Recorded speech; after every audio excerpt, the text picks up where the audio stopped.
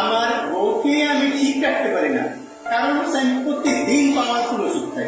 কিছুদিন আগে এই নারী কাঁদতে কাঁদতে ফাঁস করেছিলেন ভালোবেসে যে শখের পুরুষকে কিডনি দিয়েছেন সে স্বামী নাকি কিডনি পাওয়ার পর পরকীয়া করে বাড়ি থেকে তাকে বের করে দিয়েছে। আমার হাজবেন্ডকে না আমার নিঃশ্বাস ভাবতাম। এতদিন পর সে কিডনি পাওয়া হতভাগা স্বামী লাইভে এসেছেন, প্রকাশ্যে স্ত্রীর পরকীয়া নিয়ে কথা বলেছেন। আমার বউ তিনটা পরকীয়া জড়াইছে।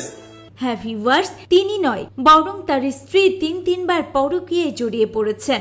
সেই হতভাগা স্বামীকে বলতে শোনা যায়, আমি কিডনি পাওয়ার পর থেকে এত পাওয়ারফুল ওষুধ খাচ্ছি যে আমি শারীরিকভাবে অক্ষম হয়ে গিয়েছি।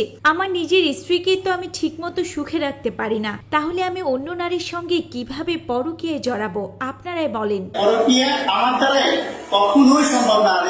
আমার স্ত্রী কোনো পাওয়ারফুল ওষুধ খায় না, সে একদম ঠিক আছে, সে সুস্থ আছে।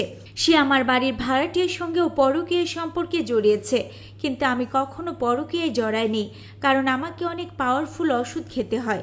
আপনারাই বলুন, আমার স্ত্রী এত সুন্দরী, তাকে রেখে কেন আমি অন্য কোনো নারীর কাছে যাব, যেখানে আমি এত পাওয়ারফুল ওষুধ খেয়ে রীতিমতো শারীরিকভাবে অক্ষম হয়ে গিয়েছে।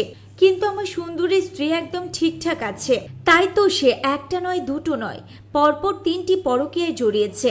এমনকি আমার ভাড়াটিয়া ব্যক্তির সঙ্গেও পরকীয়ায় জড়িয়েছে, কিন্তু আমি কোনো পরকীয়াতে জড়াইনি। এছাড়া এক কিডনির বিনিময়ে স্বামীর থেকে 60 লক্ষ টাকা আর ফ্ল্যাট নিয়েছে এ নারী।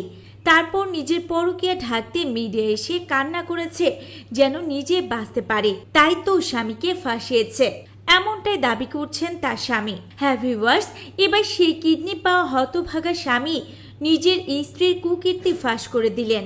সত্যি নারীরা অভিনয়ে সেরা রে। কিছুদিন আগে কাঁদতে কাঁদতে যে স্বামীকে নিয়ে এত অভিযোগ তুললেন, এখন জানা যাচ্ছে নিজের পরকীয়া ঢাকতে এমন অভিযোগ তুলেছিলেন এই নারী। তো ভিউয়ার্স, আপনাদের কি মনে হয়, কিডনি পাওয়া স্বামী সত্যি কথা বলছে নাকি কিডনি দেওয়া নারী সত্যি কথা বলছে? অবশ্যই আপনাদের মূল্যবান মন্তব্য কমেন্ট করে জানাতে ভুলবেন না।